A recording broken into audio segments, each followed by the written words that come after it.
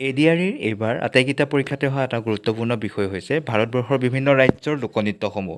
ভিডিঅ'টোৰ শেষৰফালে ভাৰতবৰ্ষৰ আটাইকেইটা গুৰুত্বপূৰ্ণ লোকনৃত্যৰ বিষয়ে অৱলোকন কৰা হৈছে। আগতেও আমি ইয়াৰ বিষয়ে ভিডিঅ' প্ৰস্তুত কৰিছিলোঁ আৰু তাৰ পৰা এতিয়ালৈকে ADREৰ আটাইকেইটা পৰীক্ষাতে এটা প্ৰশ্ন আহিছিলে। মূল বিষয়কেইটা ইয়াত পুনৰ অৱলোকন কৰিব যত্ন কৰা হৈছে। নমস্কাৰ, যদি আপুনি আমাৰ চেনেলটোলৈ প্ৰথমবাৰৰ বাবে আহিছে তেতিয়াহ'লে অনুগ্ৰহ কৰি চেনেলটো ছাবস্ক্ৰাইব কৰি ৰাখিব, যাতে অনাগত দিনত এনেধৰণৰ ভিডিঅ'সমূহ আপুনি লাভ কৰি থাকে। মই অভিজিত নাথে আপোনালোক সকলোকে জ্ঞান সম্ভাৰৰ আন এটা ভিডিঅ'লৈ স্বাগতম জনাইছোঁ। আজি আমি আলোচনা কৰিব বিচাৰিছোঁ ভাৰতবৰ্ষৰ ৰাষ্ট্ৰীয় প্ৰতীকসমূহ আৰু ভাৰতবৰ্ষৰ বিভিন্ন ৰাজ্যৰ লোকনৃত্যসমূহ। প্ৰথম প্ৰশ্নটো লৈছোঁ, ভাৰতৰ ৰাষ্ট্ৰীয় প্ৰতীক। আমি ভাৰতবৰ্ষৰ ৰাষ্ট্ৰীয় প্ৰতীকটো সকলোৱে জানো। ইয়াৰ বিষয়ে কিছু কথা অৱলোকন কৰোঁ। প্ৰথম কথা হৈছে উত্তৰ প্ৰদেশৰ সাৰনাথত অৱস্থিত অশোক স্তম্ভৰ ওপৰৰ অংশক ভাৰতৰ ৰাষ্ট্ৰীয় প্ৰতীক হিচাপে লোৱা হয়। প্ৰতীকটোত সিংহ তিনিটাৰ উপৰিও তলৰ সোঁমাজত অশোক চক্ৰ, চক্ৰটোৰ সোঁফালে এটা ষাঁড় গৰু আৰু বাওঁফালে এটা ঘোঁৰা দেখা যায়। এনেই ইমানখিনি কোৱা নাই, ইয়াৰ পৰা বিভিন্ন ধৰণৰ প্ৰশ্ন আহিব পাৰে। চাওক, ৰাষ্ট্ৰীয় প্ৰতীকটোত মূল স্তম্ভৰ তলত মুণ্ডক উপনিষদৰ পৰা লোৱা সত্যমেৱ জয়তে, সত্যৰ সদায় জয় কথাভাগি দেৱনাগৰী লিপিত লিখা হৈছে। 1950 চনৰ 26 জানুৱাৰীত ভাৰত চৰকাৰে ইয়াক ৰাষ্ট্ৰীয় প্ৰতীক ৰূপে গ্ৰহণ কৰে। আটাইকেইটাৰ গুৰুত্বপূৰ্ণ ডাটা আপোনালোকক দি দিলোঁ। নেক্সট চাওঁ, ভাৰতবৰ্ষৰ ৰাষ্ট্ৰীয় পতাকা। গতিকে ইয়াৰ ওপৰত প্ৰশ্ন আহে। ভাৰতৰ জাতীয় পতাকাখনৰ আমি সকলোৱে জানো তিনিটা ৰং ক্ৰমে গেৰুৱা, বগা আৰু সেউজীয়া ৰঙেৰে গঠিত। ইয়াত মাজত এটা চক্ৰ আছে, যিটো সাৰনাথৰ অশোক স্তম্ভৰ পৰা, এইখন গুৰুত্বপূৰ্ণ, সাৰনাথৰ অশোক স্তম্ভৰ পৰা লোৱা হৈছে। চক্ৰটো 24ডাল দান দিয়া আছে, আমি সকলোৱে জানো। জাতীয় পতাকাৰ দিশ আৰু প্ৰশ্ন অনুপাত 3:2, এইটো প্ৰশ্ন আহে। আপুনি ইয়াত এতিয়া 3:2 দেখি ভাবিব পাৰে যে মই জানিম, পৰীক্ষা যেতিয়া দেখি যাব 3:2, 2:3 খেলি মেলি লাগি যাব, গতিকে মন কৰিব। নেক্সট ইয়াতে আৰু এটা কথা মনত ৰাখক, 1947 চনৰ 22 জুলাইত এই পতাকাখন ৰাষ্ট্ৰীয় পতাকা হিচাপে গ্ৰহণ কৰা হৈছিলে। নেক্সট চাওঁ ভাৰতৰ জাতীয় সংগীত। ভাৰতবৰ্ষৰ জাতীয় সংগীত বুলি ক'লে আমি সকলোৱে জানো কবিগুৰু ৰবীন্দ্ৰনাথ ঠাকুৰৰ ৰচিত জন গণ মন, এই শীৰ্ষক গীতটি হৈছে ভাৰতীয় ৰাষ্ট্ৰীয় গীত। এতিয়া কথা হ'ল 1950 চনৰ 24 জানুৱাৰীৰ পৰা ৰাষ্ট্ৰীয় সংগীত হিচাপে ইয়াক স্বীকৃতি দিয়া হৈছে। গীতটি 52 ছেকেণ্ডৰ ভিতৰত সম্পূৰ্ণ কৰিব লাগে, আমি সকলোৱে জানো। নেক্সট কুৱেশ্যন চাওঁ, ৰাষ্ট্ৰীয় গীত। এতিয়া নেশ্যনেল ছং, এতিয়া ৰাষ্ট্ৰীয় সংগীত আৰু গীত দুয়োটাৰ মাজত পাৰ্থক্য আছে। এতিয়া ৰাষ্ট্ৰীয় গীত বুলিলে বংকিম চন্দ্ৰ চেটাৰ্জীৰ বন্দে মাতৰম শীৰ্ষক গীতটো কি কোৱা হৈছে, ৰাষ্ট্ৰীয় গীত হিচাপে স্বীকৃতি প্ৰদান কৰা হৈছে। নেক্সট কুৱেশ্যন চাওঁ, ভাৰতীয় ৰাষ্ট্ৰীয় পশু কি? আমাৰ ভাৰতৰ ৰাষ্ট্ৰীয় পশু হৈছে ঢেকীয়াপতীয়া বাঘ। এতিয়া কথা হৈছে কি, ঢেকীয়াপতীয়া বাঘক কি কৰা হৈছিলে, 1972 চনৰ 18 নৱেম্বৰৰ পৰা ভাৰতৰ ৰাষ্ট্ৰীয় পশু হিচাপে ইয়াক মৰ্যাদা দিয়া হৈছিলে। চনটো মনত ৰাখিব। ভাৰতৰ ৰাষ্ট্ৰীয় পক্ষী, আমি সকলোৱে জানো ভাৰতবৰ্ষৰ ৰাষ্ট্ৰীয় পক্ষী হৈছে ময়ূৰ চৰাই। ইয়াত কাৰণটো নিঃসন্দেহ। এতিয়া কথাটো মনত ৰাখিব লাগিব এইটো যে 1963 চনৰ 31 জানুৱাৰীৰ পৰা ভাৰতৰ ৰাষ্ট্ৰীয় পক্ষীৰ হিচাপে ময়ূৰ চৰাই কি কৰা হৈছিলে, স্বীকৃতি প্ৰদান কৰা হৈছিলে। নেক্সট কুৱেশ্যন চাওঁ, ভাৰতৰ ৰাষ্ট্ৰীয় ফুল। আমি সকলোৱে জানো ভাৰতবৰ্ষৰ ৰাষ্ট্ৰীয় ফুল হৈছে পদুম, লটাছ। অ'কে, নেক্সট ভাৰতৰ ৰাষ্ট্ৰীয় ফল কি? আমি সকলোৱে জানো ভাৰতবৰ্ষৰ ৰাষ্ট্ৰীয় ফল হৈছে আম। আমাৰ অসমৰ কি সকলোৱে জানেনে? অসমৰটো কি হয় আপোনালোকে কমেণ্ট কৰিব। এতিয়া চাওঁ, ভাৰতৰ ৰাষ্ট্ৰীয় বৃক্ষ কি? ভাৰতবৰ্ষৰ ৰাষ্ট্ৰীয় বৃক্ষ হৈছে বটবৃক্ষ। বটগছক ভাৰতৰ ৰাষ্ট্ৰীয় বৃক্ষ হিচাপে স্বীকৃতি প্ৰদান কৰা হৈছে। নেক্সট চাওঁ, ভাৰতৰ ৰাষ্ট্ৰীয় ক্ৰীড়া কি? আমাৰ নেশ্যনেল গেম কি? আমি সকলোৱে জানো ভাৰতৰ ৰাষ্ট্ৰীয় খেল হৈছে হকী। আৰু হকীৰ ওপৰত এটা প্ৰশ্ন আহিছিলে এবাৰ, মানে কোনখন ৰাজ্যৰ হকী কি কৰা হৈছিলে, চৰকাৰী এনেকৈ খেল হিচাপে কিবা এটা স্বীকৃতি প্ৰদান কৰে নে, এনেকুৱা এটা প্ৰশ্ন আহিছিলে লাষ্ট ADRE প্ৰশ্নত। এটা উত্তৰটো আছিলে উৰিষ্যা। নেক্সট, ভাৰতৰ ৰাষ্ট্ৰীয় জলপ্ৰাণী মানে জলচৰ প্ৰাণী কি বুলি কোৱা হয়? তেতিয়া আমি সকলোৱে জানো ভাৰতৰ জলজ প্ৰাণী হৈছে শিহু। ভাৰত চৰকাৰে 2009 চনৰ 5 অক্টোবৰত শিশুক ৰাষ্ট্ৰীয় জলজ প্ৰাণী হিচাপে স্বীকৃতি প্ৰদান কৰিছিলে। আমাৰ ভাৰতবৰ্ষৰ ৰাষ্ট্ৰীয় নদী কি? আমি সকলোৱে জানো ৰাষ্ট্ৰীয় নদী হৈছে গংগা। খালি পৰীক্ষা হলত যেতিয়া আমি গংগা, যমুনা আটাইকেইটা দেখি যাম তেতিয়া আমাৰ খেলি মেলি লাগিব, গতিকে মনত ৰাখিব ভাৰতৰ ৰাষ্ট্ৰীয় নদী হৈছে গংগা। নেক্সট চাওঁ, ৰাষ্ট্ৰীয় পঞ্জিকা। ভাৰতবৰ্ষৰ ৰাষ্ট্ৰীয় পঞ্জিকা কি? এইকেইটাহে গুৰুত্বপূৰ্ণ প্ৰশ্ন।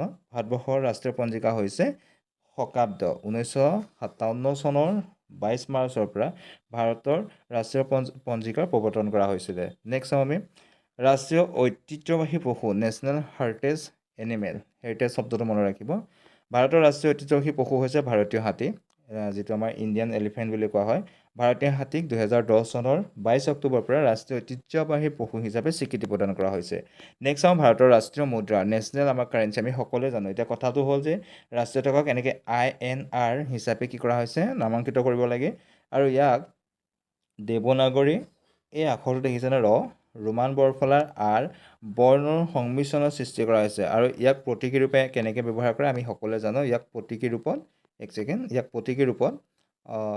এইটো দেখিছে এনেদৰে ব্যৱহাৰ কৰা হয় আৰু 2010 চনৰ 15 জুলাইৰ পৰা এই প্ৰতীকটো গ্ৰহণ কৰা হৈছিলে কেতিয়াৰ পৰা এই প্ৰতীকটো কেতিয়া গ্ৰহণ কৰা হৈছিলে 2010 চনৰ 15 জুলাইৰ পৰা নেক্সট আমাৰ ভাৰতৰ ৰাষ্ট্ৰীয় স্মাৰক বুলি কোৱাৰ লগে লগে কি হ'ব ইণ্ডিয়া গেটখনৰ কথা আমি মনলৈ আনিব লাগিব ভাৰতৰ ৰাষ্ট্ৰীয় স্মাৰক হৈছে নতুন দিল্লীত অৱস্থিত ইণ্ডিয়া গেট কেতিয়াবা সুধিব পাৰে ইণ্ডিয়া গেট ক'ত অৱস্থিত লিখিব লাগিব নতুন দিল্লীত নেক্সট ভাৰতৰ ৰাষ্ট্ৰীয় পাচলি কি সেইবিলাক গুৰুত্বপূৰ্ণ ভাৰতৰ ৰাষ্ট্ৰীয় পাচলি হৈছে ৰঙালাও বাকীখিনি আমি জানো গতিকে প্ৰশ্ন আহিব পাৰে এনেকুৱাবিলাকেই নেক্সট এতিয়া ভাৰতৰ বিভিন্ন আমাৰ অসমতে থকা বিভিন্ন যিবিলাক আমাৰ জাতি জনগোষ্ঠী আছে তেওঁলোকৰ কিছু সাজপাৰৰ কথা চাওঁ প্ৰথমতে এতিয়া দখনা আন নাই সুধিব পাৰে কোন জনগোষ্ঠীৰ সাজপাৰ মনে ৰাখিব দখনা আৰু আন নাই হৈছে বড়োসকলৰ সাজপাৰ নেক্সট চাওঁ খামতি জনজাতিৰ সাজপাৰ কি খামতিসকলৰ জনজাতিৰ তেওঁলোকৰ মূল সাজপাৰ হৈছে পাটচৌ নেক্সট চাওঁ ডিমাচাসকলৰ সাজপাৰ বিশাখনক কি বুলি কোৱা হয় গামোচা কোৱা হয় ৰিগুখনক মেখেলা বুলি কোৱা হয়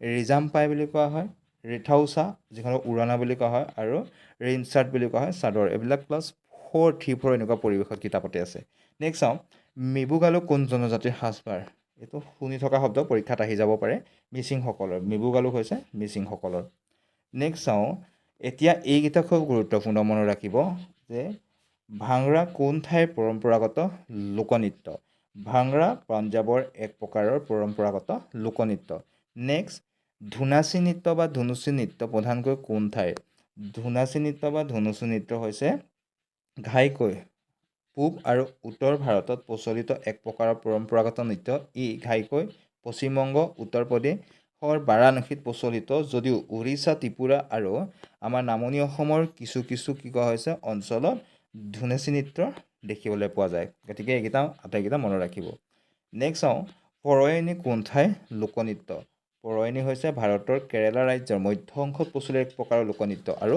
লোকাচাৰ নেক্সট চাওঁ বীৰগছে বা গুগলা কোন ঠাইৰ লোকনৃত্য মনত ৰাখিব বীৰগছে বা গুগলা হৈছে ভাৰতৰ কৰ্ণাটক ৰাজ্যত প্ৰচলিত এক লোকনৃত্য নেক্সট চাওঁ দাণ্ডিয়া ৰাস কোন ৰাজ্যৰ নৃত্য এইটো ইতিমধ্যে ADRE পৰীক্ষাত আহি গৈছে ই হৈছে গুজৰাটত দাণ্ডিয়া ৰাস হৈছে গুজৰাটৰ নেক্সট চাওঁ কালবেলিয়া কোন ঠাইৰ লোকনৃত্য এইটো প্ৰশ্ন ইতিমধ্যে আহি গৈছে কালবেলিয়া হৈছে ভাৰতৰ ৰাজস্থানত থৰ মৰুভূমিৰ এটা সাপৰ খেল দেখুওৱা জনজাতি আৰু তেওঁলোকে প্ৰদৰ্শন কৰা এক লোকনৃত্য মনত ৰাখিব গোটেই কথাকেইটা ইয়াতে সামৰি ল'ব যত্ন কৰিছোঁ বাগৰুম্বা এতিয়া বাগৰুম্বা উদযাপন কৰে আমি সকলোৱে জানো আমাৰ বড়োসকলৰ এইটো বসন্তকালীন লোকনৃত্য নেক্সট এতিয়া এইকেইটা নৃত্য চাওঁ ওডিচি নৃত্যটো কোন ঠাই হয় ওডিচি নৃত্য মনত ৰাখিব উৰিষ্যাৰ নেক্সট কথক নৃত্য কোন ঠাইত উদযাপিত কৰা হয় কথক নৃত্য উত্তৰ ভাৰতত কথাকলি নৃত্য এইটো এটা খুবেই গুৰুত্বপূৰ্ণ কথাকলি নৃত্য ক'ৰ কেৰেলাত নেক্সট চাওঁ